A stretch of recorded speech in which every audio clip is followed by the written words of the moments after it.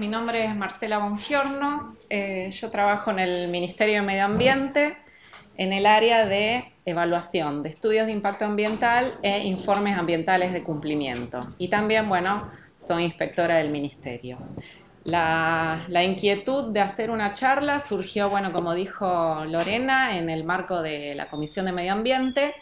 Y la idea era, bueno, tratar de ayudarlos a ustedes para completar algunos conceptos. Estábamos viendo que los estudios de impacto y los informes ambientales estaban llegando con algunos errores de concepto, también para facilitar el trabajo nuestro como evaluadores.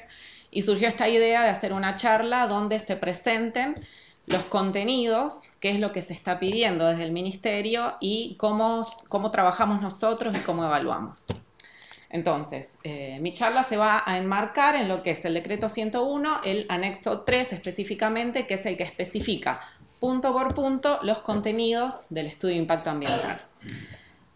Como aclaración, bueno, yo me voy a enmarcar en los contenidos técnicos. Si alguno tiene alguna duda sobre cómo llenar los formularios electrónicos, que sé que están en vigencia, eso después de última me lo pasan por mail y yo lo derivo al área respectiva porque, bueno, para hacer una cuestión más acotada, me voy a centrar solo en contenidos técnicos. Y bueno, si alguno tiene alguna duda, por favor que me interrumpa, porque yo suelo hablar bastante rápido. Así que bueno, empezamos. El marco general de lo que es la gestión ambiental en la provincia, bueno, lo tenemos con la ley 11717. El reglamento de esa ley es el decreto 101, específicamente el anexo que habla sobre los contenidos del estudio de impacto ambiental es el anexo 3. Y bueno, más recientemente tenemos la resolución 403, que es la que habilitó el formulario electrónico en este caso. Bueno, para estudio de impacto, informe ambiental y formularios. Bueno, para hacer un estudio de impacto también nos regimos con normativas complementarias. Unos ejemplos son estos: la gestión de residuos peligrosos, el 1844, residuos no peligrosos, el decreto 2151, lo que es gestión de efluentes líquidos, resolución 1089, análisis de riesgo, la resolución 306, y el seguro ambiental, que ahora lo empezamos a pedir hace un par de años, el decreto 1879. Y bueno, alguna normativa que voy a ir nombrando más adelante también. Bueno, para los que vinieron a la charla de Milce y un poco empalmando lo que ella arrancó la otra vez, las gestiones en el Ministerio arrancan con la presentación de los formularios de categorización. A partir de esa categorización, nosotros vamos a tener empresas que serán categoría 1, 2 o 3. En el caso de aquellos emprendimientos que inician, que recién arranquen y sean categoría 2 o 3, son los que estarán obligados a presentar el estudio de impacto ambiental. Bueno, en cuanto a el tipo de actividad, nosotros sabemos que hay ciertas actividades que tienen una normativa específica. Por ejemplo, estaciones de servicio con la resolución 187, feedlots con la resolución 023, acopios con la resolución 177. Vale la aclaración que este tipo de actividades, si bien tienen una normativa específica, sí, bueno, para los que son emprendimientos nuevos, repito, tienen que presentar estudio de impacto ambiental según el decreto 101, anexo 3. El caso particular de loteos, sabemos que tenemos la resolución nueva de loteos, la resolución 350.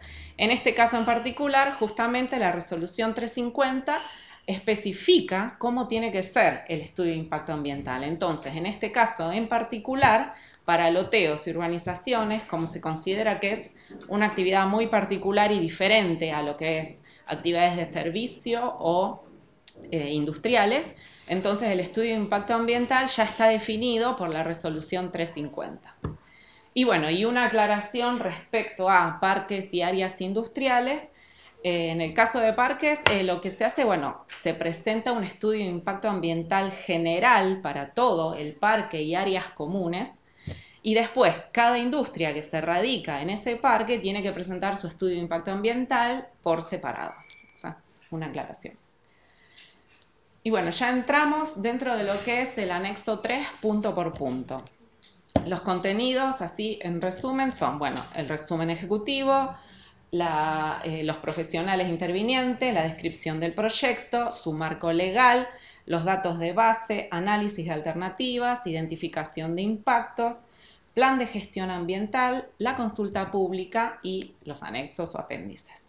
Bueno, y ahora voy a tratar de explicar uno por uno y qué es lo que se está pidiendo del Ministerio. En el resumen ejecutivo, bueno, justamente como la palabra indica, es un resumen donde se presenta en una forma clara, concisa, todos los alcances del proyecto en sí, el contexto, las características, quién va a ser el proponente, por qué se va a hacer el proyecto, cuál es su objetivo. Se hace también un resumen de cuáles son los impactos más significativos y cuáles son las medidas de mitigación que se van a plantear y sus conclusiones, las conclusiones del estudio. Está bueno, o sea, como es un resumen, utilizar ciertas herramientas, por ejemplo, gráficas o fotográficas o lo que fuere, para hacer una síntesis y una lectura más rápida. Y bueno, como sugerencia debería ser coherente con el cuerpo entero del estudio, es decir, yo no puedo llegar a una conclusión en el resumen si no la mencioné en el cuerpo general del estudio. Eso con líneas generales. Después, bueno, los profesionales intervinientes, nosotros, bueno, como ya sabemos, todas las presentaciones que se hacen en el Ministerio deben estar firmadas, deben estar realizadas por un profesional inscrito en nuestro registro de consultores y peritos. Nosotros lo que pedimos es simplemente que, bueno, que se acredite esa inscripción en el registro nuestro. Entonces, con simplemente adjuntar una copia certificada de la resolución de inscripción o lo que le entregue el ministerio, con eso nos basta. Sí. Arranco. ¿Cada cuánto actualizan el listado que está en el formulario? ¿El listado? El listado que en el formulario, la lista desplegable. La Sí, lista desplegable de profesionales. los profesionales. La lista desplegable se actualiza cada vez que se saca una nueva versión de los formularios. No sé, ustedes, si saben, de los formularios electrónicos tienen una versión definida, particularmente los formularios de categorización. Tanto, si no apareces, lo podés completar a mano. Ah, te deja completar sí. a mano. Eso tenía entendido que al estar en la lista desplegable, ¿hace falta presentar una copia de la resolución de inscripción? Si la cargan ustedes a la lista esa con el número de matrícula. Yo no la cargo. El ministerio. No, en realidad, a ver, nosotros somos evaluadores y eso tiene que estar en el expediente, porque si no, no, o sea, a lo mejor hubo algún lío en el medio y se dio de baja y a mí no me llegó la data, entonces, en realidad es simplemente acreditar que el perito que hizo el estudio está registrado correctamente y a su vez que tenga la matrícula habilitada, porque me han llegado casos que a veces la matrícula no estaba al día o yo qué sé. Entonces, o sea, lo único que se pide es que se certifique que el perito esté inscrito en el registro y a su vez que tenga su matrícula al día en el colegio correspondiente. Y con el visado tampoco alcanza, porque si la matrícula está al día no se podría visar. Sí, la matrícula no. Claro, el pago de los aportes y demás. Yo porque, digamos, por eso la matrícula del colegio no claro. directamente. Claro. Supongo. Habría que tener el visado, la copia certificada de la resolución, más la constancia de matrícula vigente. Sí, sí, sí, sí. Si no, no te lo avisan que no tenés la constancia de matrícula vigente. Hasta el día no te lo van a avisar. Bueno, sí, bueno, puede ser. Yo la verdad que las cuestiones administrativas acá del colegio no las conozco, la verdad es que no. Estoy matriculada, pero nunca presenté nada acá. Antes de los aportes siempre se, digamos, adjuntábamos, pero al empezar a hacer obligatorio el aporte, como que eso ya por lo menos nunca más lo puse porque quedaba sobresentado de que si se visaba, estaba al día la matrícula. Bueno, sí, estaría bien. Qué sé yo, lo que pasa es que, a ver, hay distintos colegios que intervienen. Entonces, para tomar una norma general, porque no le puedo pedir a uno sí, a otro no, o sea, cada colegio tiene sus herramientas y sus procedimientos, entonces para tomar y sentar y exigir a todos lo mismo, se suele hacer esto, se suele pedir esto. Es algo simple, todos lo tienen, o sea que es para también generalizar un poco en los requerimientos, porque si no nosotros como evaluadores nos mareamos, a este se lo pido, a este no, ¿qué hago? Yo qué sé. Entonces, bueno, es para generalizar, digamos. Con respecto a la copia certificada del registro, ¿eso cómo se saca? ¿Copia certificada? ¿No dijiste la copia certificada? Todas las copias tienen que estar certificadas, lo que se presenta al ministerio. De la resolución, claro, pero del ¿cómo registro de consultores. Claro, eso, ¿de dónde lo obtengo? ¿La resolución no les llega a ustedes como consultores la resolución de inscripción? ¿O no les llega un documento de inscripción? Algo que acredite que vos estás inscripta en el registro. En su momento te habrán dado una resolución. Claro. O bien, bueno, yo no sé si no les daban una tarjetita, eso también, bueno. Algo que certifique que ustedes están inscritos en el registro. Pero eso tiene que estar certificado también. Es una copia. Toda copia tiene que estar certificada, eso es. Pero lo emiten ustedes. Lo emitís vos a este comprobante. Es una copia. De igual manera todo tiene que estar certificado. Yo trabajo en el ministerio y tengo que presentar mi título certificado igual, o sea, toda la documentación que sea una copia tiene que estar certificada. Esa privada lo tenía que presentar igual certificado el título. Por eso es lo mismo. Por más que uno lo emita, tiene que presentar. No, pues yo trabajaba en una empresa privada, no trabajaba en la facultad. Entonces, el ministerio no te emitió tu título, pero vos estás emitiendo un... Pero me emitió mi decreto y lo tengo que presentar certificado. Todas las copias se presentan certificadas. Es una cuestión, claro, es una actuación administrativa que está en el decreto que no... administrativa nosotros, ese es el tema, es calma, administrativo. Pasa que es un acto administrativo que está dentro de un decreto que lo avala, que es el 4174 del 2015, si quieren visualizarlo. se los detallo, pero la realidad es así, o sea, tiene que estar certificada. ¿Alguna duda más? Bueno. La copia certificada tiene vencimiento, digamos, la fecha de certificación. ¿Y la certificación por qué? Y yo creo que sí. Un año. Tribunales, sí. Yo, la verdad que hace 1000 años que no voy a tribunales. En tribunales tiene, o sea, la... Sí, sé que tiene un vencimiento, no sé cuánto. ¿Vos decís que es un año? Sí. No, 6 meses o un año. Un año. Hasta un año se aceptan, porque no... Hasta un año. Bueno. Bueno, entramos a lo que es la descripción del proyecto en sí. En primer lugar, bueno, lo más importante, la ubicación, el predio elegido. La ubicación, bueno, según el formulario electrónico, ahora incorporamos lo que son las coordenadas geográficas, que a nosotros nos ayuda mucho para situar el predio, si no un domicilio, si es sobre una ruta, el kilómetro, la partida inmobiliaria, nosotros solemos chequearla. Bueno, describir cuáles son los accesos a ese predio, el tipo de zona rural, industrial, urbana, y los usos del predio actuales, pasados o futuros del predio en sí. Después, bueno, también vamos a tratar de describir el entorno próximo al predio, y el entorno próximo se entiende como, digamos, a dónde me va a afectar mi proyecto a nivel ambiental. Para eso, bueno, un relevamiento fotográfico de la zona, la identificación de puntos sensibles, una escuela, un hospital, lo que fuere, y la cercanía al proyecto, las distancias.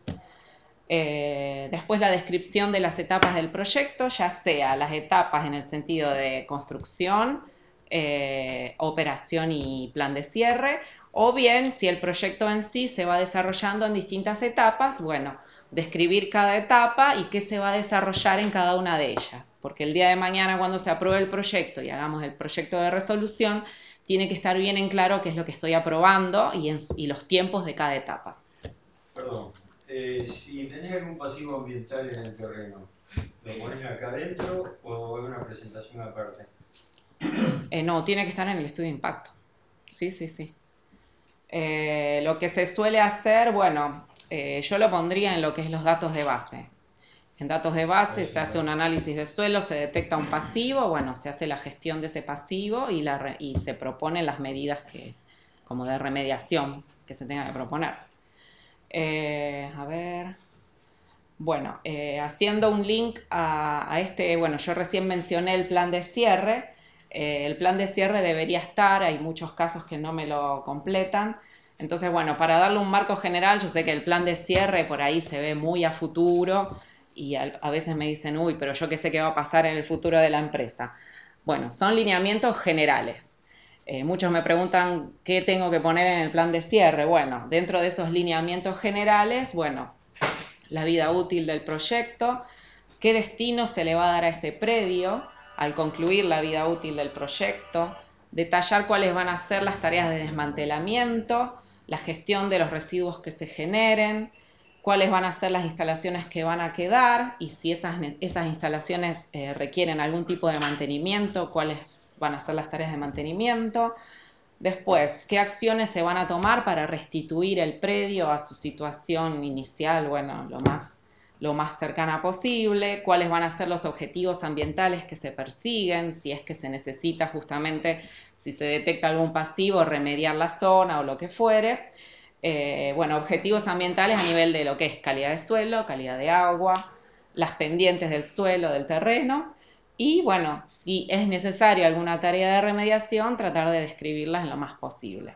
Esto, repito, son lineamientos muy generales. O sea, en la instancia de estudio de impacto yo sé que no se puede predecir tanto, pero cuando llegue el momento, si es necesario, del plan de cierre, se puede llegar a actualizar ese plan de cierre y reformularlo. Una consulta.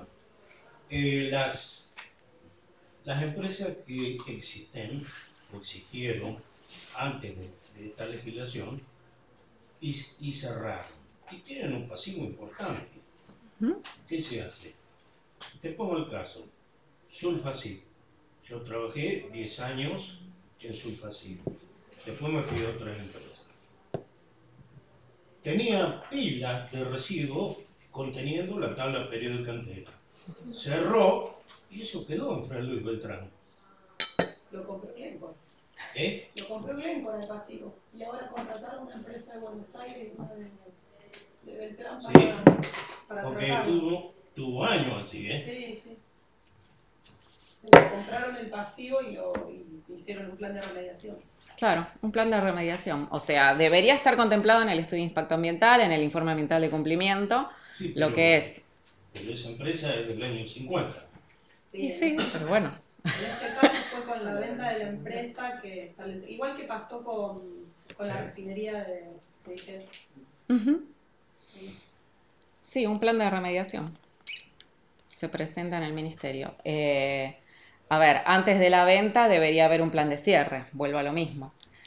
Ahí debería estar contemplado la realización de análisis de suelo para ver si se detecta algún pasivo y si se detecta, actuar en consecuencia y presentar un plan de remediación. Bueno, retomando entonces, después de las etapas del proyecto, describir, bueno, las operaciones y procesos que se van a desarrollar.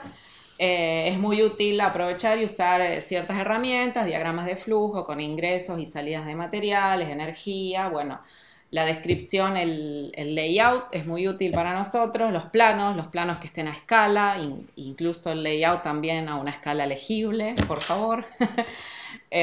Bueno, después la descripción y la enumeración de las materias primas que se van a utilizar y los insumos, las materias primas, en qué estado están, cómo se envasan o en qué envase tienen y dónde se van a contener, dónde se van a almacenar, señalar en los planos la ubicación de esos sitios de almacenamiento, cuáles van a ser las medidas de seguridad de esos sitios de almacenamiento. Esto después, más adelante, lo vamos a retomar en lo que es análisis de riesgo por el tema de derrames, de explosión y demás, la descripción de las medidas de seguridad de los sitios de almacenamiento. Muchas veces podemos tener materias primas que son sustancias peligrosas, entonces esos sitios de almacenamiento deberían tener las medidas de seguridad acorde. Y por último, bueno, previsiones respecto al uso de los recursos naturales. Bueno, eso va a depender mucho del proceso que se trate. Qué sé yo, se me ocurre, si tenemos un proceso que vamos a utilizar agua subterránea, bueno, dónde voy a hacer los pozos, si voy a hacer un pozo de exploración primero para ver el tipo de suelo, la calidad de agua, después si hago un pozo de explotación, en qué medida voy a explotar ese recurso, si el recurso me da cierto caudal, si tengo que tomar ciertas medidas para preservar ese recurso.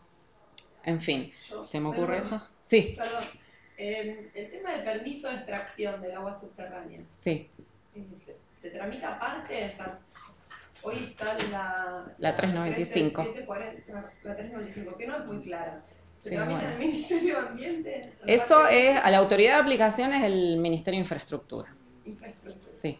Lo que yo aconsejo cuando son otros ministerios que intervienen, porque nosotros trabajamos con infraestructura mucho, la factibilidad hídrica y demás, es tratar de tener y presentar los dos estudios a la par, o en este caso, bueno, lo que es la 395, presentar a la par, porque así nosotros, bueno, mientras nosotros avanzamos en la evaluación nuestra, ellos avanzan por su lado y no se retrasan las evaluaciones una dependiendo de la otra. En general nosotros solemos consultarlos para esperar y sacar la aprobación nuestra. Si ellos aprobaron, bueno, ahí sacamos todo junto. Entonces siempre les decimos cuando tienen que sacar factibilidad hídrica o la 395, o bueno, si hay otro ministerio involucrado en el proyecto, de tratar de tener los estudios más o menos a la par y presentarlos juntos para ganar tiempo de ustedes y nuestros también. Y la ley de aguas, que también habla de los permisos de extracción, que todavía no está reglamentado, creo, ¿no? Todavía no. ¿Ahí va a estar dentro del Ministerio de Ambiente o también queda dentro de hídrico eso? Y hay algunas competencias que quedan mayormente en el Ministerio de Aguas, no sé cómo quedará ahora, porque ahora se vienen cambios. No sé cómo va a quedar el Ministerio de Agua, Infraestructura. De minería con las cavas, que para que se haga un drama. Las cavas, bueno, primero creo que se realizan las presentaciones en producción. Sí. Una vez que se obtienen los permisos de producción, entra el estudio de impacto ambiental a medio ambiente. Y nosotros lo evaluamos como un estudio de impacto ambiental, como cualquier otra actividad. Minería no es el que da... Producción. Las cavas las maneja producción. ¿Producción? Sí. Ellos... Claro, sí. Ellos generan un permiso, evalúan, no sé, tienen ciertos requerimientos que están regulados en una legislación particular de ellos, y ellos sacan una aprobación y después ya con esa aprobación pueden ingresar el estudio de impacto ambiental. Nosotros, digamos, si no tenemos la aprobación, que está todo ok por producción y minería, el estudio no se va a aprobar. Bueno, seguimos. El plan de cierre ya lo expliqué. Bueno, después, cambios en el paisaje. Bueno, esto simplemente, bueno, si se va, obviamente, la industria a instalar, bueno, el proyecto va a realizar cambios en el paisaje, entonces yo tengo que analizar cuáles van a ser los factores físicos, ecológicos, estéticos, valoraciones socioeconómicas que se van a ver afectados. Después, bueno, se determina también el área de afectación. Vamos a tener un área de afectación directa, que es donde me van a afectar los impactos directos. Acá lo define como máxima área envolvente del proyecto, las instalaciones asociadas y donde se van a predecir los impactos directos de la actividad. Después está la determinación del área indirecta del proyecto, donde se prevén los impactos indirectos. Un ejemplo del área de afectación indirecta son, por ejemplo, los sitios donde los caminos, por ejemplo, que recorre la materia prima, ¿no?, que llega a la empresa, o bien cuando se construye la empresa o el proyecto, cuáles van a ser los caminos que van a seguir esos insumos. Eso podría ser un ejemplo de área de afectación indirecta. Una vez que, bueno, hay distintas metodologías para determinar estas áreas. Una vez que se determinan, yo puedo después lograr una estimación de la cantidad de personas afectadas o beneficiadas por el proyecto. Y bueno, después lo que es la vida útil, el cronograma de trabajo y el plan de inversión, eso ya tiene mucho que ver con la empresa y cómo va a diagramar llevar a cabo este proyecto. Bueno, como el marco legal, nosotros, bueno, el marco legal es simplemente un relevamiento legal del proyecto. Vamos a hacer una enumeración de aquellas leyes que van a afectar el proyecto. Leyes, bueno, normativa en general a nivel local, comunal, provincial, nacional y alguna otra norma internacional que el proyecto, bueno, persiga. Acá puse unos ejemplos que por ahí me suelen afectar a los proyectos y las empresas no me los declaran. Lo que es la factibilidad hídrica en el caso de la cuenca del Ludueña, la ley de bosque nativo, ordenamiento de bosque nativo, si estamos afectando el bosque nativo, lo que es la factibilidad hídrica, la ley 11730, la factibilidad hídrica, el certificado de zonificación. Todo esto son ejemplos, obviamente hay mucho más de lo que es marco legal. Lo importante acá, y que yo siempre recalco, es que nosotros somos un organismo del Estado y no necesitamos que me adjunten un listado de leyes nomás. En este punto lo que se persigue, digamos, es que la empresa explique cómo va a ir cumpliendo paso a paso este marco legal que lo regula. Entonces, se hace, digamos, un análisis de ese marco legal, del cumplimiento por parte de la empresa de ese marco legal. O sea que no me sirve de nada que me hagan un listado de leyes, ni tampoco que me resuman o que me copien una ley entera, porque nosotros se supone que las tenemos que conocer. Entonces, bueno, lo útil de este punto es eso, que justamente la empresa vaya declarando paso a paso cómo va cumpliendo ese marco legal que la afecta. Perdón, podemos igual adjuntar y no poner todo en el formulario. Realmente se hace súper engorroso agregar filitas en el formulario y ¿Cómo? copiar o sea, vos tenés un listado, todos trabajamos con esto, y el listado de leyes ya lo tenés armado, y después vos por cada empresa evaluás, cumple, no cumple el Estado, podés adjuntar un Excel y no ponerlo en el formulario digital. Sí, la verdad que yo el formulario digital, si es muy acotado, vos me decís, para copiar. Sí, eso lo manejan ustedes, o sea, yo no me voy a poner... Algo hecho aparte que estás tipeando... Eso lo manejan ustedes, no hay problema. Mientras esté la información, o sea, de última me haces un llamado y lo pones en un anexo, la verdad que eso lo manejan ustedes. Mientras esté la información no hay problema. Bueno, los datos de base. Yo siempre digo, el estudio de impacto ambiental, como todo estudio, tiene una lógica. Y yo estoy recibiendo muchos estudios de impacto ambiental sin datos de base. Yo sé que por cuestiones económicas muchas empresas se pueden negar a hacer análisis de base, pero bueno, el estudio no tiene lógica si no tengo los estudios de base. Los datos de base, a ver, tenemos datos primarios, datos secundarios. Primarios son los que genero en el predio. Datos secundarios es una información bibliográfica, una investigación, un paper. Bueno, esto es sumamente necesario para ustedes, para nosotros. A los consultores y a la empresa siempre les sirve tener análisis de base. Les va a servir a los consultores para la gestión futura, la gestión ambiental de la empresa a futuro, porque yo tengo desde dónde arranco y puedo tener valores para comparar, digamos, cómo está funcionando la empresa, bueno, cuando arranque su etapa operativa. Bueno, los objetivos de los datos de base es generar justamente elementos necesarios para la evaluación de los impactos y la implementación de medidas de mitigación. El estudio tiene una lógica. Si yo no tengo datos de base, no voy a poder predecir los impactos y tampoco proponer medidas de mitigación. Entonces, los datos de base tienen que estar sí o sí. Los aspectos que van a ser afectados van a surgir a partir de considerar los impactos del proyecto. Yo tengo potenciales impactos, de ahí voy sacando cuáles van a ser mis aspectos que van a estar afectados y los que voy a tener que reflejar en este apartado. Bueno, datos primarios, datos secundarios, ya lo expliqué. Bueno, siempre, eso sí, especificar las fuentes de donde yo saco la información. En el caso de, por ejemplo, datos secundarios, si yo voy a citar alguna investigación, algún paper, algún trabajo, lo que fuere, siempre citar las fuentes, por favor, porque si no, no me sirve el dato.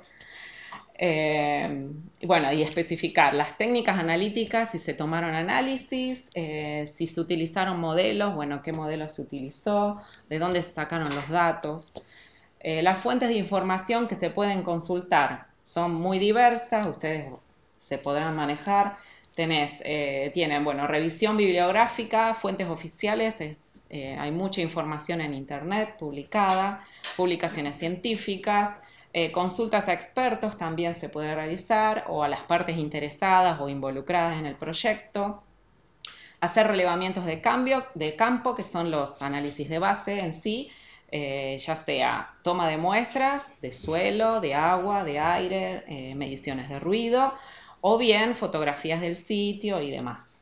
Después, bueno, estudios específicos también entra dentro de lo que son los datos de base. Por ejemplo, el estudio hídrico, hidrogeológico, si es necesario, bueno, análisis químicos, análisis de suelo, agua, aire, ya lo dije, mediciones de ruido, relevamiento de especies de flora y fauna, bueno, relevamiento arqueológico y paleontológico. Todo este tipo de estudios siempre, bueno, deben estar firmados por un profesional idóneo.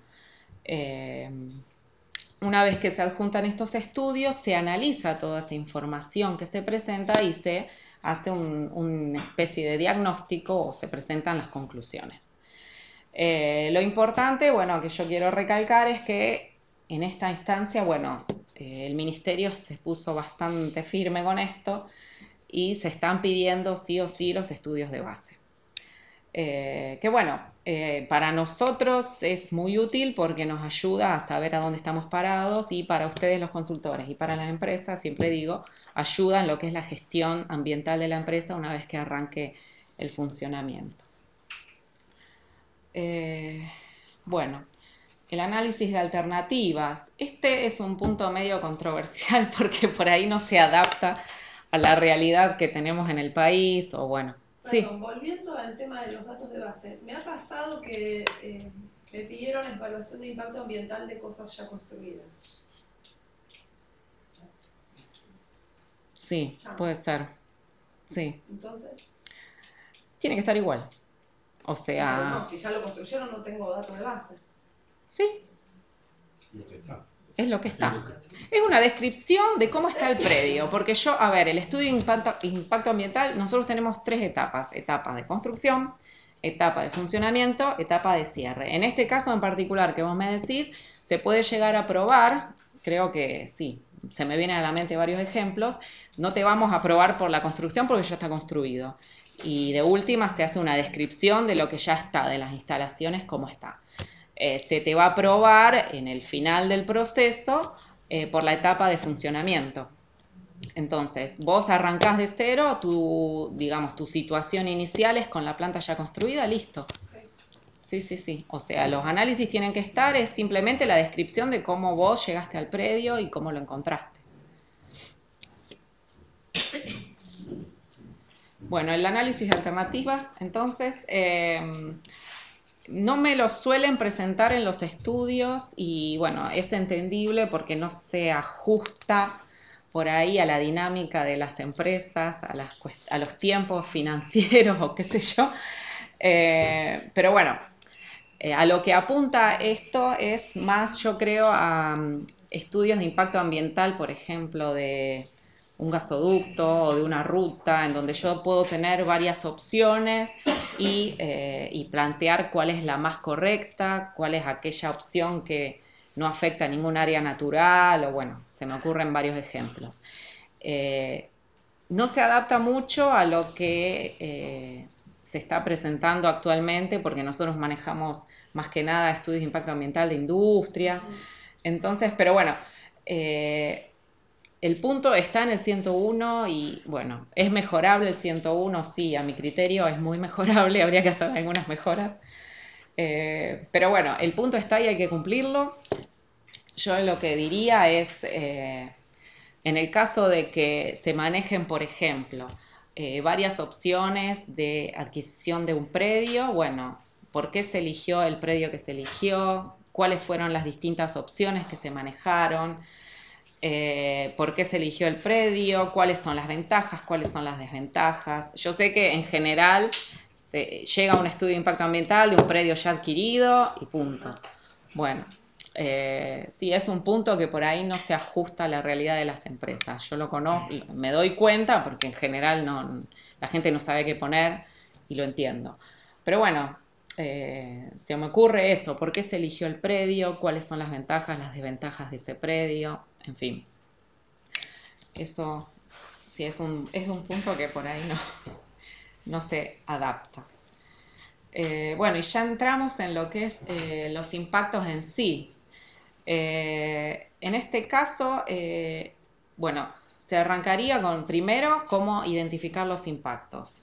Para eso hay distintas metodologías, un checklist, diagrama de flujo, la cartografía, superponer cartografía, hacer matrices, entrevistar a la población, a los afectados. Una vez que se identificaron los impactos, se hace una valoración. Se pueden usar modelos, comparaciones, extrapolaciones, en fin, ensayos de laboratorio. Y luego se hace la evaluación con las matrices Leopold, Conesa Fernández, Vatel-Columbus.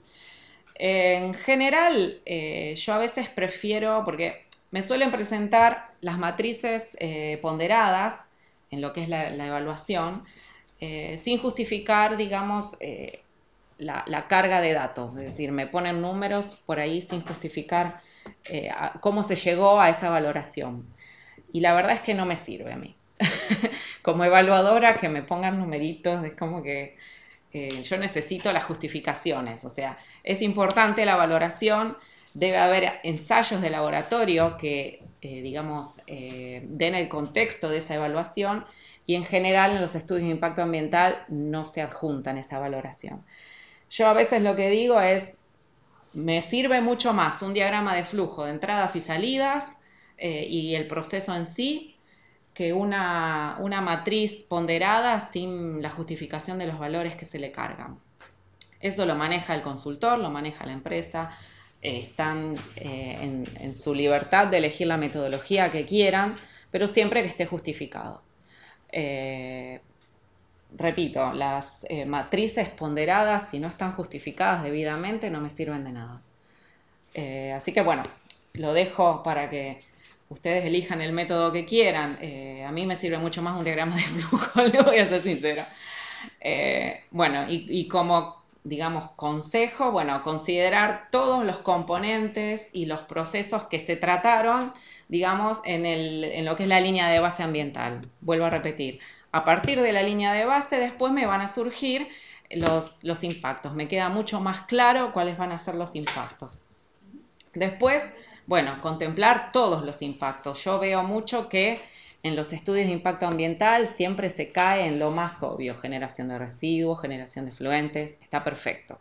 Pero no se me considera muchas veces el impacto vial, lo que es el tema de los escurrimientos, si necesito o no la construcción de reservorios, la afectación de áreas naturales, a veces estoy en un área natural y no me lo declaran, cómo voy a manejar ese área natural, si requiere un plan de manejo, si voy a afectar o no bosque nativo, en fin, tratar de abarcar todos los impactos.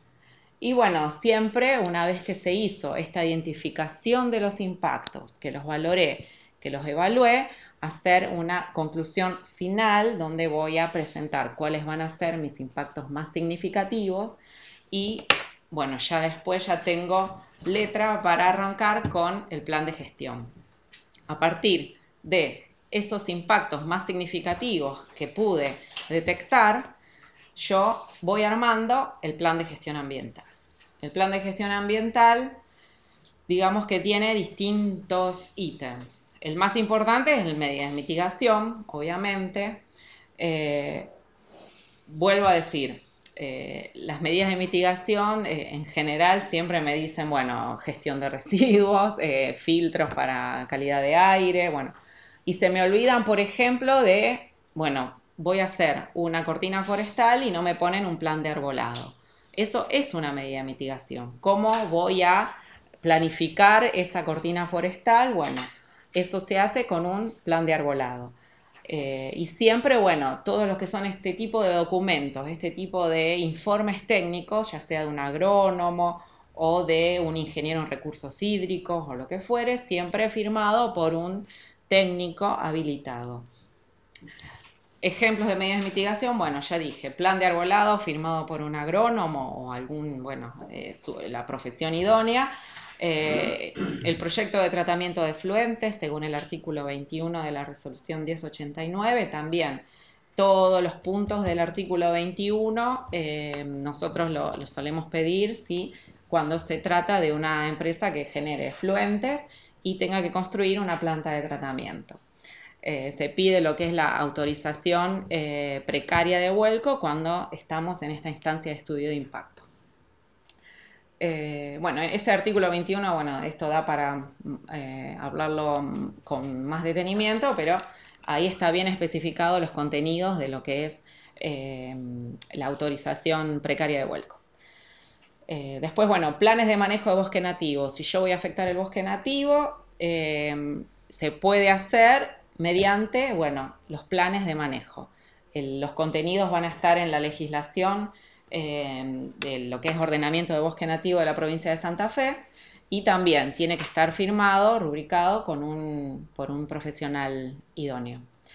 El estudio hídrico también entra como lo que es medida de mitigación, porque se analizan, digamos, los escurrimientos y en función a ese análisis van a surgir las medidas de mitigación acordes. Por ejemplo, la construcción de reservorios, lo que fuera que haya que construir, entran como medidas de mitigación y se tienen que declarar acá. No es necesario, a ver, que me adjunten todo el estudio si es una cosa enorme. Lo que se puede hacer, bueno, un resumen por el técnico que intervino en ese estudio, o adjuntarme el número de expediente o las conclusiones de ese estudio y cuáles son las medidas a las que se llegó. Lo mismo con el proyecto de drenajes, bueno, la construcción de reservorios, ya lo dije. Lo importante dentro de lo que es las medidas de mitigación es siempre tener en cuenta la jerarquía de las medidas de mitigación. Siempre es digamos, mejor evitar el impacto. Entonces, atacar la generación en un inicio. Si no lo puedo hacer y es inevitable, ya sí proponer una medida de mitigación. Si no se puede mitigar, se recurre a una restauración y finalmente, si no se recurre a ninguna de las tres, compensar. Eso siempre, bueno, siempre es más beneficioso tratar de cumplir con esa jerarquía. El otro punto, bueno, del plan de gestión es el cronograma de mejora, es decir, esas medidas a las que yo voy a proponer se plasman en un cronograma donde se pueden, digamos, estimar los tiempos de realización de esas medidas. Después, bueno, el plan de monitoreo es el otro punto. El plan de monitoreo va a surgir para controlar esas variables que yo detecté que van a ser afectadas por mi proyecto. Entonces, ¿qué incluye este plan de monitoreo? ¿Qué parámetros voy a analizar? La legislación de referencia en la cual yo me voy a enmarcar y con la cual yo voy a comparar mis resultados. La ubicación de los puntos de medición, qué metodología voy a utilizar para su análisis, por qué elegí esos puntos de medición en particular, si utilicé alguna metodología o si seleccioné los puntos por algún sitio sensible dentro de lo que es el layout de la planta, en fin. Bueno, y después el análisis de riesgo. El análisis de riesgo, por suerte, ahora nosotros tenemos la resolución 306, que es bastante fácil de seguir. Tenemos primero la definición del grado de riesgo, grado 1, 2 o 3, en función del anexo 1 era, ¿no? Del anexo de la 306, ahí me va a definir si mi actividad es grado de riesgo 1, 2 o 3.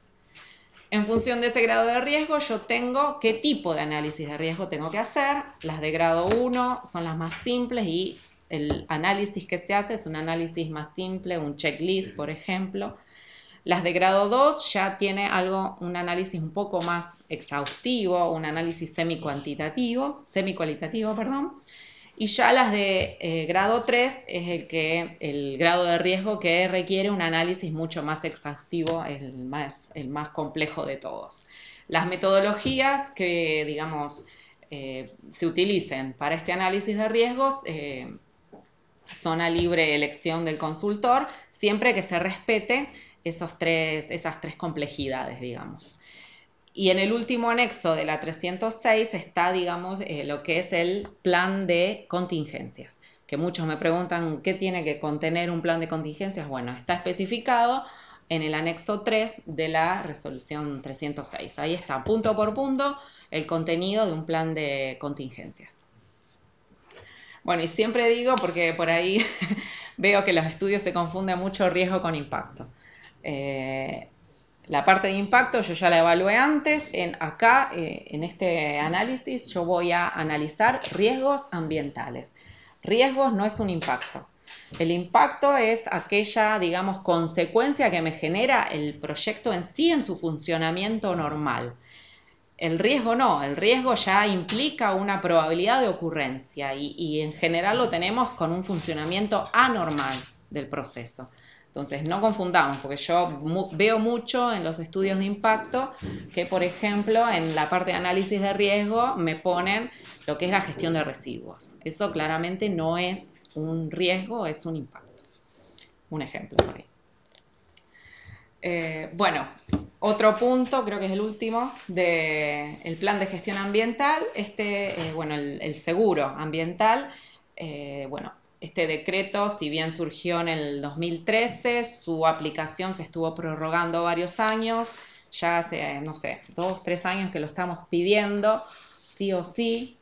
En la instancia de estudio de impacto ambiental, lo que se pide es el cálculo del nivel de complejidad ambiental, porque sabemos que la empresa no se instaló, entonces, bueno, ya con el cálculo a nosotros nos basta.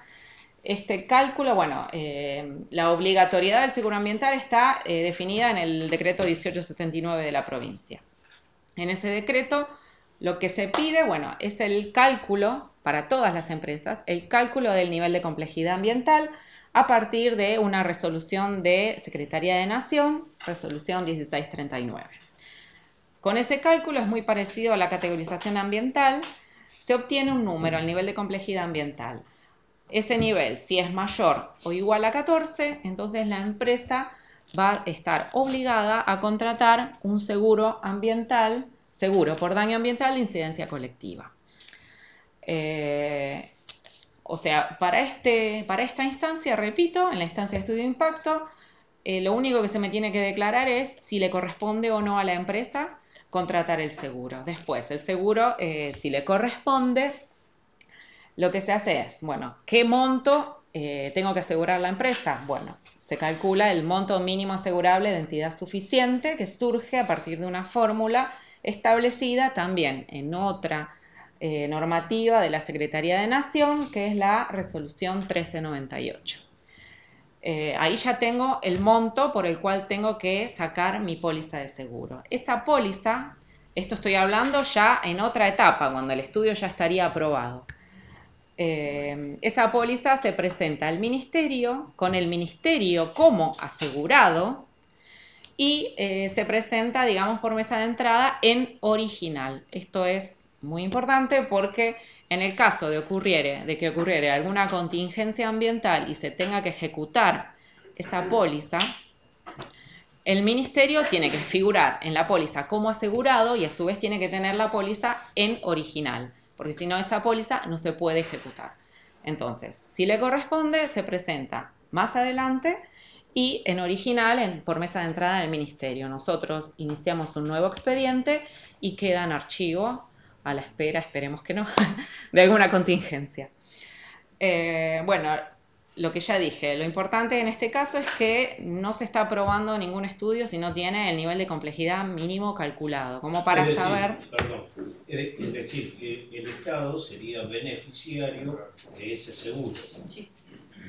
Bien, ¿y cómo se aseguran de que la empresa pague la prima o el canon que corresponde periódicamente? ¿Me entendés la pregunta, no? Sí, la póliza se tiene que renovar, yo no sé cuánto tiene. Es como un funcionamiento. Está bien. Todos los años. Claro. Si no, se archiva. No, sí, se debería controlar que sea... Claro. Entonces, si después el auto, el Estado vaya a pagar el daño que hagan los linderos. Claro. Yo creo que tendría que ser beneficiario los linderos directamente. Los sábados a los linderos. Sí. Lo que pasa es que el Estado tiene que ejecutar, ¿no? Lo ejecuta el Estado cuando hay una contingencia. Por eso tiene que estar. Bueno. Ya está. Eso, bueno, ya hice la aclaración. El Estado puso la plata de los sueldos de todo el mundo. Pero el Estado como fue referente, inventar como todo un el- cheque. Es una póliza. Sí, una póliza de seguro. Que nosotros se arma un expediente y se adjunta y se tiene en reserva, o sea, En reserva. Ujú. hasta tanto tuviera que. Para que. Sí, claro, a la espera de que, bueno, De igual manera, el esperemos que no Ministerio suceda revisa nada. tanto el nivel de complejidad ambiental como el monto mínimo asegurado. Y que aparte después de la evaluación, el nivel de complejidad puede cambiar, porque con la variable Claro. esta que vos certificando un sistema de gestión ambiental te baja 4 puntos, una Sí. vez que está la empresa en funcionamiento puedes bajar la Ujú. Sí, a ver, todo cambio, eso no solo en estudio de impacto ambiental, sino en informe ambiental de cumplimiento, incluso en los formularios, todo cambio que haya en la empresa tiene que declararse. Porque, bueno, van a cambiar las variables y en el caso de la categorización puede cambiar la categorización, se me ocurre. En este caso, bueno, sí, es una fórmula muy similar, así que se supone que si hay algún cambio en la empresa puede llegar a cambiar el nivel de complejidad, entonces debería estar declarado. Sí, sí. Si no entendí mal, el estudio se aprueba aunque no haya presentado la póliza. Claro, porque se entiende que la empresa no está construida todavía. O sea, en esta instancia de estudio de impacto nosotros pedimos el nivel de complejidad. Si le corresponde y da mayor o igual a 14, entonces en el proyecto de resolución te voy a pedir la póliza. ¿Sí? Después la empresa la presentará, bueno, lo antes posible. Bueno. La consulta, bueno, la consulta pública, este es un punto que en general la verdad es que no se cumple porque no es vinculante, pero nosotros siempre, bueno, la obligación, a ver, la nobleza obliga, mejor dicho, siempre es aconsejable que ante un proyecto que la población esté enterada. Eso, bueno, es como una buena práctica, digamos. La consulta pública, repito, no es vinculante en la provincia de Santa Fe, o sea que los resultados de esta consulta, digamos, se pueden tomar o no en la decisión final, ya sea del proyecto o del ministerio. Eso sí, si el ministerio decide algo contrario a los resultados de la consulta, bueno, se tienen que justificar. Pero bueno, la consulta en sí es un espacio donde se presentan todas las opiniones de la gente que va a estar involucrada en el proyecto, de los actores, de los distintos actores. La finalidad, bueno, promover la participación de la población. ¿Sí? Finalidad desconocida. ¿Cómo? Finalidad desconocida, porque si los linderos no le dan bolilla a los linderos, ¿para qué se hace? Es que justamente está para eso, para darle participación a la gente que va a estar afectada por el proyecto. Pero no es vinculante. Entonces, ¿de qué sirve? Y no sé, la ley está así, qué sé yo. Si todos los vecinos se oponen, pero el Estado dice lo autoriza igual, ¿para qué sirve? Nada. Pero no siempre se oponen. A veces están de acuerdo. Claro. Bueno, no, pero En el caso de los loteos, por ejemplo, en zonas alejadas están de acuerdo en que se hagan los loteos porque les traen movimientos. No se haga todos los casos. O Sí, bueno. abrir una industria, yo creo que abra una industria nueva. No sé si la gente se opone tanto. Y bueno, sí, qué sé yo, hay de todo, hay de todo. Es la característica del proyecto. Una planta de residuos. Sí, sí, sí. Bueno, claro, ahí. Bueno, pero ahí tenés. Hay de todo, Ahí qué sí. sé yo. Sí. Bueno, ¿qué estaba? Lo útil de la consulta pública es que justamente la población se entera del proyecto. Entonces, el día de mañana, si esto se manejó bien, si la empresa lo manejó bien, si la empresa describió bien el proyecto, lo presentó ante los afectados, los pobladores, de una manera libre, digamos, que haya buena participación. Por ahí, el día de mañana, se puede pensar que haya, no sé, menos problemas con los vecinos, que no haya tantas denuncias. Es una buena práctica, siempre es recomendable. Lo que se suele utilizar es, por ejemplo, paralelo al estudio de impacto ambiental, hacer como un documento de divulgación, no en lenguaje técnico, sino en lenguaje cotidiano, y que se entregue en estas reuniones para dar a conocer el proyecto a la población, que se describa el proyecto, cuáles son los impactos más significativos y cómo se van a mitigar, siempre, bueno, en un lenguaje no técnico, para que tenga llegada a toda la gente. En fin, Perdón, este es un punto... poco para dialogar acá con el compañero. No es vinculante, pero fíjate, pero si estas deciden en forma contraria a los resultados de la audiencia, deberán fundamentar. Claro, sí, A sí, es eso lo que hace dije al responsable principio. el Estado. Es lo que dije al principio. Bueno, es un punto que en general no me lo suelen completar. Pero bueno, yo les tengo que decir, está en la ley y se pide. Me resulta así, bueno, el consejo este de tratar de transmitir a la gente, al barrio, a la zona, de escribir el proyecto, de informarlo, de transmitirlo y bueno, me parece muy útil este documento de divulgación para evitar mayores problemas, digamos, con la población a futuro. Ese como un consejo. Y bueno, los apéndices, los anexos, yo conozco que en el formulario electrónico no se pueden, digamos, adjuntar imágenes. Bueno, entonces en este punto está bueno que me adjunten todo lo que sea imágenes de Google Maps, planos a escala, el layout. Bueno, en este caso los planos firmados por el profesional, en el caso de planos de proyectos de plantas de tratamiento que estén visados por el colegio, bueno, los protocolos de análisis en el caso de análisis de base, relevamientos fotográficos, mapas, imágenes, bueno, los diagramas de flujo, el layout, en fin. Marcela, los protocolos de análisis también con copia certificada, ¿no? O pueden ser copias simples. Sí. O visado por el colegio. Claro, sí. En el caso de planta de tratamiento de agua, ¿qué es lo que hay que poner? ¿Todo el proceso o explicar una somera descripción, hacer una somera descripción? No, o sea, usted dice proyecto de planta de tratamiento de No, que esté incluida dentro de la empresa. potabilización. No, el tratamiento ¿De fluentes? Sí, ¿De sí. fluentes? Sí, no, la memoria técnica. Sí, memoria técnica. layout también. Y sí, la descripción de la planta en sí, lo más detallado posible. Nosotros somos todos ingenieros en el ministerio y evaluamos también las cuestiones técnicas de los proyectos de planta de tratamiento. Bueno, ¿qué más? Bueno, como para ir cerrando, algunas cuestiones que me parecieron importantes recalcar. Bueno, este punto ya lo dije, todas las presentaciones que se realizan en el ministerio tienen que estar firmadas por un perito registrado, inscripto en el registro de consultores y peritos.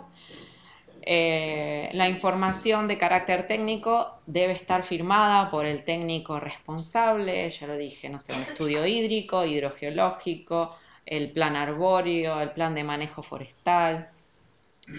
Después, bueno, esto siempre lo decimos, el artículo 3 del decreto 101, bueno, que ningún proyecto se puede iniciar hasta tanto esté aprobado el estudio de impacto ambiental.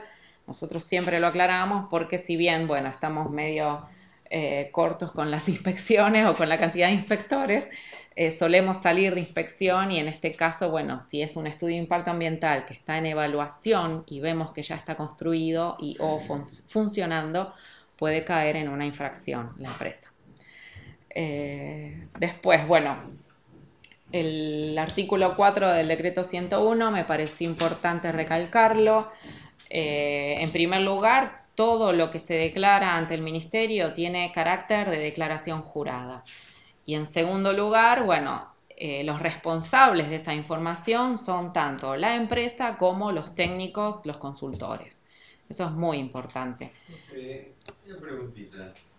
Se te presenta un estudio de impacto ambiental, lo autorizan, se construye, pero después de la construcción resulta que empiezan a aparecer cambios que no estaban en el estudio de impacto ambiental. ¿Ustedes van a controlar realmente que se construya lo que se dice? Y sí. O sea, una vez que se aprobó el estudio de impacto ambiental, entramos en lo que es, bueno, se presenta, bueno, pasan 2 años o 3 según la categoría, se presenta el informe ambiental, se audita ese proceso y la información que nosotros vamos a basarnos para planificar esa auditoría son los estudios que ustedes presentaron. Si nosotros vamos y tenemos unos estudios que después no se ve reflejado en la realidad, se podría caer en lo que es sí, un incumplimiento del plan de gestión ambiental. Ahora, ¿qué responsabilidad tenemos nosotros? Porque normalmente te piden el estudio ambiental, listo, te pagaron, no, pero vos no te dejan después para que vos monitorees todo el sí, trabajo. los contratan solo para hacer el estudio de impacto. Y después te quedamos enganchados como responsables del... cuando vos entrenás la planilla, dices, responsable ambiental tal, un hecho tal. ¿Pero hasta cuándo? De igual manera la infracción siempre se hace a la industria. O la Pero ¿cómo quedamos nosotros? Hace 2 infracción semanas se hubo levanta una la charla del régimen penal para los firmantes en la UCA. Estuvo muy interesante, la podrían traer acá también. Sí, yo me la perdí. Sí, porque estaba dando yo la charla, no sé. Julieta, Claro. la abogada del ministerio. Sí, Sofía. Fue Sofía, sí. No tenemos responsabilidad por lo que se haga después del juicio. Está bien, estuvo muy bien aclarado. Pero tampoco el ministerio... Sí, lo podríamos pedir. Sí. No, pero el ministerio tampoco exige que haya un consultor ambiental de forma permanente. Un responsable ambiental. Sí, ¿cómo que no? No, el responsable técnico es solo para operadores. Sí, el ministerio, a mí me llevaba, el ministerio te pide que vos le tenés que mandar todos los años la matrícula. A mí me han pedido de Santa Fe, no sé en Rosario cómo hacen ustedes, pero en Santa Fe me ha llegado la matrícula donde yo trabajo, que tenés que mandarle la matrícula vigente.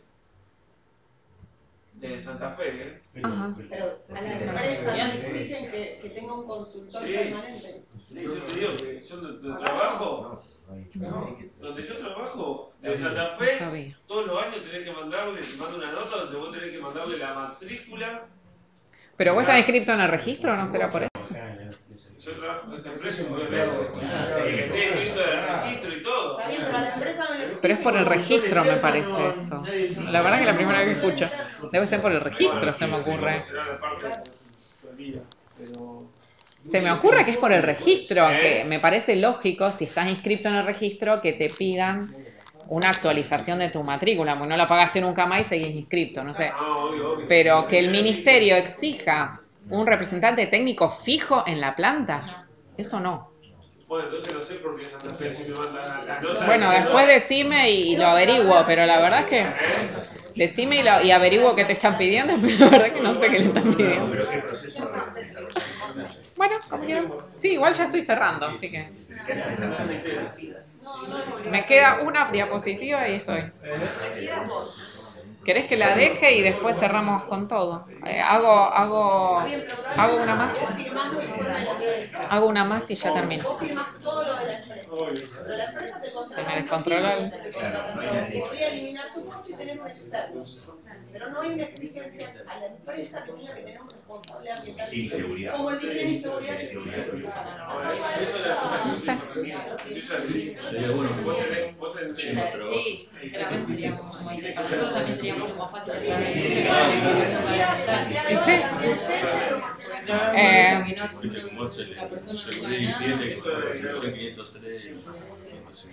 Bueno, hago las últimas 2 aclaraciones, así nos vamos al break. Sí, bueno, es un tema escabroso. Esto que estábamos diciendo de la importancia de las responsabilidades en los estudios de impacto, los informes ambientales de cumplimiento, viene unido a este tema de los accesos a la info pública. Me pareció importante aclararlo porque si bien es un decreto que surgió en el 2009, no es tan nuevo, pero nosotros estamos viendo que se están presentando al Ministerio este tipo de recursos de acceso a la info con mucha más frecuencia en los últimos 2 años, si se quiere. y es algo que está creciendo rápidamente. Entonces, bueno, a título de advertencia, por eso recalqué las responsabilidades tanto del consultor como de las empresas, y para que tengan en cuenta que este decreto está vigente, es un decreto de la provincia que admite a toda persona física, jurídica, pública o privada a tener derecho de solicitar, tener vista de los expedientes que se presentan en el ministerio sin la necesidad de acreditar derecho subjetivo, interés legítimo, ni contar con patrocinio letrado. Es decir, que cualquier persona al día de hoy puede acceder a los expedientes que se presentan en el ministerio. Sí, todo. Pero no es verdad eso. No es verdad, porque yo tuve un pedido de acceso a la información. Yo no, mi papá. Sí. Se lo dieron después de muerto. 3 años tardaron darle el acceso a la información. Sí, bueno. 3 años tardaron. Toman su tiempo, qué sé yo. Pero bueno, esto es algo que lo estamos viendo en el ministerio con mucha más frecuencia. No está definido. No está reglamentado el decreto, pero bueno, los accesos los están presentando y como es una obligación del Estado, porque la información que se presenta en el Estado es de carácter público, así que el ministerio no se puede negar a dar la información. Así que bueno, no, es a título de advertencia. No es el mismo que si viene un perito. ¿Cómo? El acceso a la información pública tiene un camino diferente, no es que vos... Esto lo puede presentar cualquier poblador, claro, cualquier ciudadano. Pero no lo tiene que presentar el ministerio. Sería la pregunta. No, lo tiene que presentar. No sé cómo era la presentación. Se presenta, digamos, no se inicia el ministerio. Se pide que el ministerio otorgue la información, pero el trámite, cómo se hace, bueno, habría que leer bien el decreto 692. La verdad es que no se presenta en el Ministerio de Medio Ambiente. Sí, nosotros como Ministerio de Medio Ambiente estamos obligados a brindar la información a la persona que lo solicita. O sea, no es lo mismo que vos decías. No escuché qué dijo. No, que él decía que para... Claro, quiso ver un expediente y tenía que presentar toda la documentación que acredite que él era parte o que venía de parte de la empresa. Pero por eso, no, ese es otro ejemplo, es otra cosa. Mismo ir como perito, claro, como una persona ajena. Claro, en este caso es para cualquier persona a tomar vista de un expediente de X empresa. ¿Sí?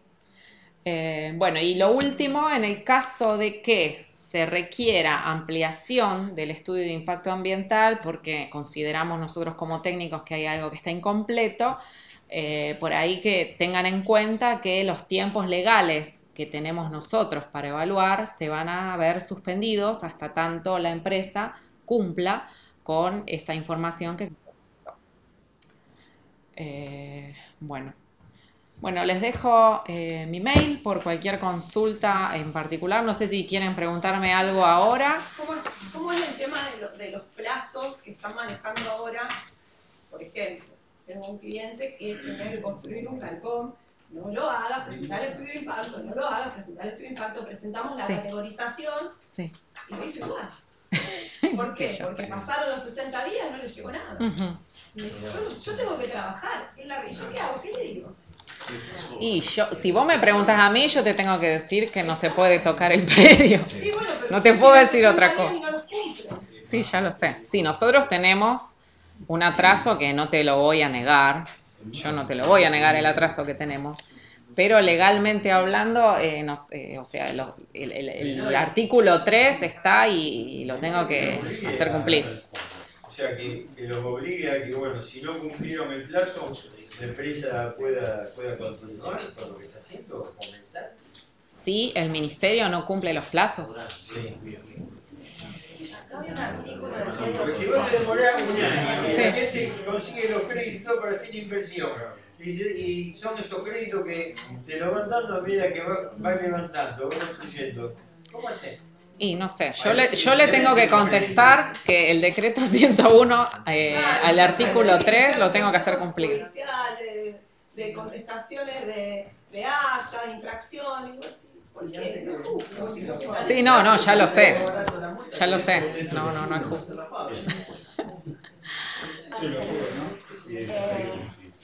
Para acopios y todo, digamos, una resolución específica. Sí. El formato no es el formulario autocompletable, el 400. ¿Va con formato Word antiguo o, digamos, puede ser una gran duda? El formulario electrónico, vos decís, Sí. la verdad que yo no sé. Estudio de impacto. No, pero el 177. El 177 y todo va con el formulario Con el- 403, porque es estudio de impacto. Si se pidiera el informe ambiental de cumplimiento, tiene su formato en la 187, en la 177 o en la 23. Claro. No, o sea, el estudio de impacto sí es el 101. Después sí funciona la normativa específica de cada actividad. Salvo para los barrios. Claro, barrios las 350. Y seguimos que si un predio tiene distintas actividades, es uno con 177, otro con 187, seguimos así, con el, digamos... Lo de las 187 Si fuera era estudio de impacto, Sí, claro, si fuera estudio de impacto, no. es todo junto. todo junto, claro. No, la mediatización. Informe ambiental lo hablamos la semana que viene. Otra consulta, esto es más una cuestión de interpretación, pero Sí. ¿cuándo tengo que presentar en el medio de una empresa en funcionamiento algo como actualización del IAC o algo como estudio de impacto ambiental? ¿Cuándo presento que, por ejemplo, tengo un pozo que lo uso de reservorio de agua y de golpe lo quiero usar para otra cosa? No sé, lo quiero tapar o cambio el uso o cambio un proceso. ¿Cuándo lo presento como estudio de impacto y cuándo como actualización del IAC? O sea, ¿cambió la empresa? No. No cambió la empresa, es la misma. Cambia la actividad de la ¿Incorpora empresa. un proceso o incorpora Y una actualización del IAC yo presentaría. una actualización del IAC? Sí, porque sigue siendo la misma empresa. Si cambia la empresa, yo presentaría un estudio de impacto. Si te sirve de ejemplo, una vez en un predio trabajaba una planta, hicieron la misma empresa, una planta al lado. A mí me dijeron ahí, presenta la categorización y estudio de impacto todo junto. Total, lo que te puede dar, que en vez de ser de categoría 2, puede ser categoría 3, para abajo no hay nunca. Y una vez cuando cambiamos una cosa chiquitita, le hicimos una notita y ya. En realidad, si todo cambio debería estar informado en el expediente, digamos. ¿Cambio de empresa es cambio de razón social o cambio de proceso radical? No, una empresa nueva. Claro, cuando cierra una empresa y se instala otra, ahí hay estudio de impacto. Por más que la empresa ya esté construida, es lo que decía recién. Un galpón nuevo. Claro. Ahí no. Ahí no, yo presentaría una ampliación del informe ambiental. Ay, cómo se contradicen. No. Tendría que haber grabado, mira. Queda grabado igual. ¿Cómo no te grabé? Y qué sé yo, a veces hay criterios distintos. Yo, bueno, este es el criterio que manejo yo, pero bueno, qué sé yo, a veces mis superiores toman otras decisiones. Claro, un cliente que tiene una multa de 5 millones de pesos por un cambio de uso de una parte del terreno dentro del mismo predio. Dentro del mismo predio, ya declarado el predio. Sí. En tiempo y forma, porque encima lo presentó después. Dependiendo de la actividad también. A ver, si es una ampliación de actividades donde antes hacía una actividad de depósito y de golpe pasó a hacer un proceso de fabricación y ahí ya te está cambiando la actividad, entonces claro, el impacto es mayor y ahí sí tendrías que evaluar y ver si corresponde o no entrar directamente nuevamente al proceso de categorización porque pasó de ser un depósito a una fabricación. Entonces hay que el criterio. A esto voy. ¿Cuándo? ¿Entendés? Cuando cambia significativamente la actividad también podría caer en un estudio de impacto. Porque muchas veces al cambiar la actividad cambia el estándar también. No, sí, no cambiaba la actividad. En este caso no. No cambiaba la actividad significativamente. Pero a lo mejor duplicaba la producción o duplicaba la superficie cubierta. También eso hay que verlo. Digamos que cada caso es particular. Claro, ¿no? sí. Uno trata de es difícil estandarizar, o sea, hay que analizar cada caso. Bueno, entonces este que hizo que con un cambio de proceso también hay que hacer todo el estudio de nuevo. Si era una ampliación. Si es un galpón en el mismo predio, vos me decís, dentro del mismo predio se construyó un galpón nuevo. Yo presentaría una actualización del IAC. Claro, pero yo lo consulté en el ministerio. Y el ministerio me dijeron, no, presentar el formulario de categorización de datos para la evaluación de impacto. Porque cambia la superficie cubierta. Son datos del formulario que no están en el IAS. Entran al proceso de Estas son las categorización cosas que me marean a mí, particularmente. No sé si a todos les pasa. Y sí, bueno, qué sé yo. Hay muchos casos Pasa puntuales que difieren. Se analiza distinto. Y por eso puede entrar, en el hecho de estandarizar muchas veces nos pasa estas cosas. Marcela puede decir una cosa y a lo mejor justo no es el caso específico. Por eso siempre cuando evaluamos específicamente cada caso. o actividad de Pero ahí servicio. se corre mucho el riesgo de que no me diga todos con la misma vara. Muchísimo. Sí. Bueno, particularmente mi evaluación es la misma para todos, pero haciendo esta salvedad de que cada expediente, para nosotros cada expediente, para cada industria o actividad de servicio, se evalúa y se tiene en cuenta todo lo declarado. Entonces, muchas veces puede diferir, a lo mejor son dos industrias que vos me decís que son iguales y en realidad yo ya veo que no. Entonces, por eso es cada caso específico.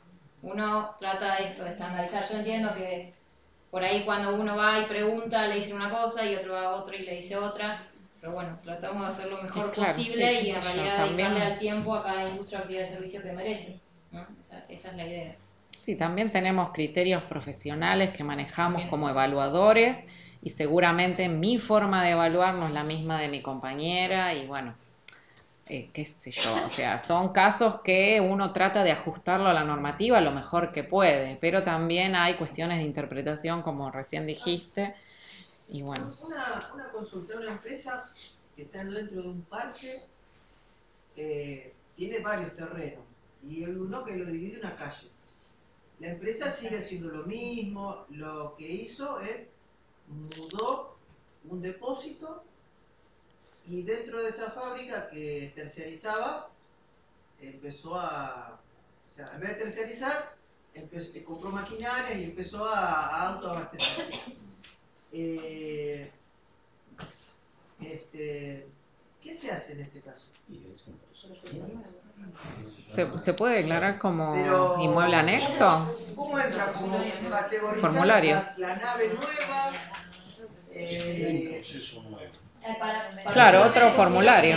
Presentaría los formularios de nuevo para entrar al proceso de categorización nuevamente. O sea, hablamos de procesos porque es un proceso. Nosotros evaluamos todo y tenemos en cuenta, también por ahí nosotros, si han hablado alguna vez conmigo o con algunos de los chicos, siempre decimos que en observaciones traten de aclarar, por ejemplo, esto, se mudó a un predio enfrente, pero bueno, tiene esta. Entonces nosotros cuando evaluamos, cuando nos referimos a que evaluamos cada expediente, es que yo miro ese expediente, pero veo si tiene otros expedientes, veo si tiene otro formulario, veo y trato de cotejar la información y sacar una sola y a lo mejor después... El flujo queda igual.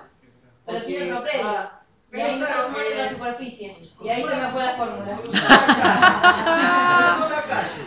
Sí. Y hasta tiene, podríamos decir, si es otro lote. Es otro lote, tiene otro uso conforme del suelo. Tiene que presentar otra vez los formularios ahí de... Pero por eso, puede ser, a ver, la parte de los formularios de categorización, como lo hablábamos, tiene toda una parte legal y un sustento legal que nosotros tenemos que tenerlo. Cuando una parte de la empresa se muda a otro predio, ese predio va a tener un impuesto inmobiliario o una partida inmobiliaria asociada, un lote, un uso conforme del suelo o una habilitación, porque los municipios van por lote, entonces toda esa documentación tiene que estar. Puede ser que a lo mejor después se decida que se tomen los dos formularios y se pide un solo IAC. Puede ser, ahí está. Por eso hablamos de este tema de que a veces es difícil estandarizar. Sí, yo particularmente, yo arrancaría por ahí. Pero precisamente por esto de que decimos que cada expediente nosotros lo evaluamos y puede ser diferente uno del otro. ¿Por qué? Porque puede ser un caso de que yo le pida directamente un solo IAC haciendo que se unan esos dos expedientes. ¿Se puede hacer o una nota, un anexo de que haya un expediente o no? Si es un predio nuevo, es un nuevo expediente.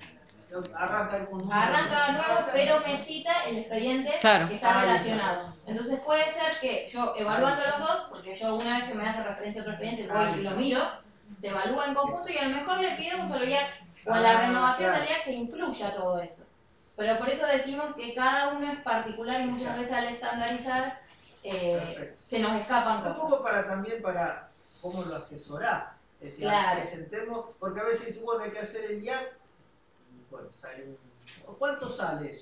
Bueno, vamos a categorizar. Pero ¿cómo no me categorizaste? Ahora me están pidiendo y piensa que uno le está... Por eso, cada caso puede ser tener una particularidad que haga que o el ministerio actúe de una manera o de otra. También tenemos que decir, como dice Marcela, nosotros somos profesionales también y cada uno tiene su criterio. Si bien tenemos una normativa base, nosotros también podemos tenemos nuestros propios criterios y muchas veces van a ver que hasta no van a coincidir Rosario con Santa Fe, pero siempre nos vamos a mover en la normativa. Entonces eso es importante y que tengan este concepto, vuelvo a repetir, de que cada expediente, cada industria nosotros la analizamos. Si ustedes citan un expediente anterior de otra presentación, se trata de evaluar todo en conjunto para sacar y unificar las presentaciones. Nosotros no queremos que se presenten 500.000 cosas, sino al contrario, para nosotros sería más fácil que se presente todo junto. Ustedes van a estar más interesados que no, porque tienen que... Claro, porque a veces muchas veces tenemos que evaluar doblemente información y demás, ¿no? Pero bueno, siempre tratamos de eso, de ver cuál es la situación.